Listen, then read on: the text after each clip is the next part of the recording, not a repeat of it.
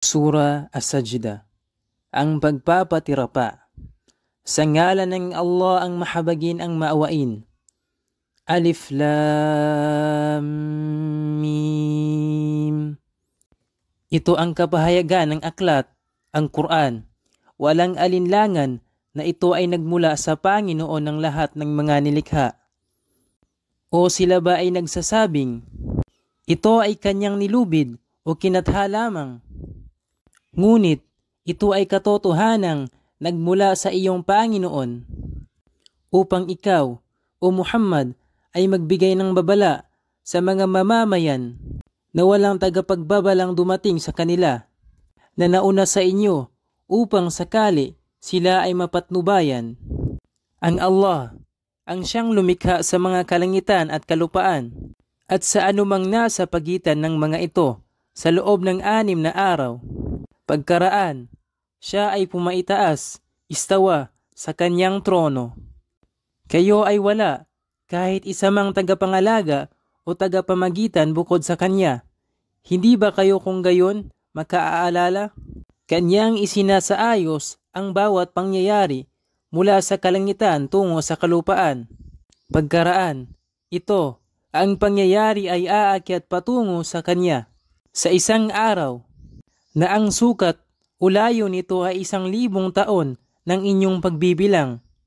Iyan ang maalam ng di nakikitang mga pangyayari o bagay at nasasaksihan. Siya ang ganap na makapangyarihan, ang maawain.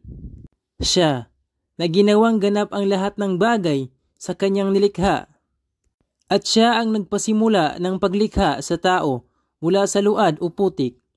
Pagkaraan, kanyang nilikha ang mga supling nito ng tao mula sa hinangong hamak na tubig lamang. Pagkaraan, siya, ang tao ay kanyang hinubog at siya ay kanyang hiningahan mula sa kanyang nilikhang kaluluwa. At ginawa para sa inyo ang pandinig at paningin at puso o isip. Subalit, napakaliit ng inyong isinukling pasasalamat. At sila ay nagsasabi, kapag kami ba ay naglaho at naglaho ang aming katawan sa lupa, kami ba ay lilikhaing muli bilang bagong nilikha? Subalit, sila ay hindi naniniwala sa araw ng pakikipagharap sa kanilang Panginoon. Sabihin, kayo ay kukunin ng anghel ng kamatayan na itinalagang mangangasiwa sa inyo. Pagkaraan, kayo ay ibabalik sa inyong Panginoon. At kung inyong makikita ang mga mapaggawa ng kabuktutan, kapag ang kanilang mga ulo ay nangagbitin sa harap ng kanilang Panginoon, at sila ay nagsasabing, aming Panginoon, aming natunghayan na at aming narinig na ang katotohanan ng Islam. Kaya kami po ay ibalik muli sa mundo. Kami ay gagawa ng mga gawaing matwid. Katotohanan, kami ngayon ay mayroon ng katiyakan sa pananampalataya. At kung aming naisin, aming maipagkakaloob sa bawat kaluluwa ang patnubay nito. Subalit, ang salita o takdang parusa mula sa akin ay naipatupad na aking pupunuin ang impyerno ng mga jin at tao ng magkakasama. Kaya, inyong lasapin ang parusa ng apoy, sapagkat inyong kinalimutan ang pakikipagharap nito. Ang inyong araw. Katotohanan, kayo ay aming kalilimutan, kaya inyong lasapin ang walang katapusang parusa nang dahil sa anumang lagi ninyong ginagawa. Ang mga naniniwala lamang sa aming mga ayat, kapahayagan, na kapag sila ay pinaalalahanan sa pamamagitan ng mga ito, ay napapasubsob sa pagpapatirapa at lumuluwalhati ng mga papuri sa kanilang Panginoon, at sila ay hindi mapagmalaki. Ang kanilang mga tagilirang bahagi o sila ay bumabangon mula sa kanilang mga higaan. Sila ay nagsusumamo sa kanilang Panginoon nang may mapitagang takot at pag-asam. At mula sa anumang panustos na aming ipinagkaloob sa kanila, sila ay gumugugol sa mga mabubuting kawanggawa. Walang kaluluwa o tao ang nakaalam kung anong kasiyahan ang ikinubli sa kanilang mga paningin bilang kabayaran ng dahil sa anumang kanilang lagi ng ginagawa. Kaya, ang isa bang tapat na naniniwala sa kaisahan ng Allah ay katulad ng isang suwail. Sila ay hindi magkatulad. At yaong mga naniwala at gumawa ng mga gawaing matuwid para sa kanila ay mga hardin ng kanlungan bilang tirahan lang dahil sa anumang kabutihang kanilang lagi ng ginagawa. Ngunit, yaong mga suwail, ang kanilang kanlungan ay ang apoy. Tuwing sila ay magtatangkang lumabas upang tumakas mula rito, sila ay dinadalang pabalik dito.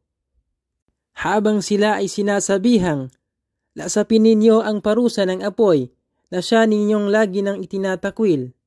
At katiyakan, sila ay aming palalasapin mula sa malapit na parusa sa mundong ito, bago pa ang pinakamalaking parusa sa kabilang buhay, upang sakali sila ay magsibalik sa pagsisisi. At sino ba ang mapaggawa ng kamalian nang higit kaysa sa isang pinaalalahanan sa mga ayat, babala at aral ng kanyang Panginoon?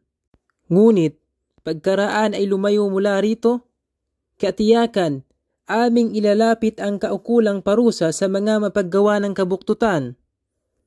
At katotohanan, aming ipinagkaloob kay Moises ang kasulatan. Kaya, huwag kang mag-alinlangan tungkol sa kanyang pakikipagharap. At aming ginawa ito, ang Torah, bilang patnubay sa mga anak ni Israel. At aming itinalaga mula sa kanila, sa mga anak ni Israel, ang mga pinuno na nagbibigay ng patnubay sa ilalim ng aming kautusan.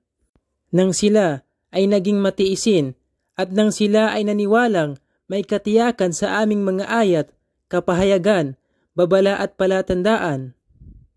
Katotohanan, ang iyong Panginoon ay maghahatol sa kanilang pagitan sa araw ng pagkabuhay na muli, hingil sa anumang kanilang laging ipinagkakaiba.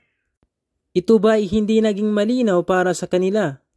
Kung ilang henerasyon na ang aming winasak na una sa kanila, habang sila ay nagsisilakad sa kanilang mga pinamamahayanan. Katotohanan, naririto ang mga ayat, babala o aral. Hindi ba sila kung gayon nakaririnig?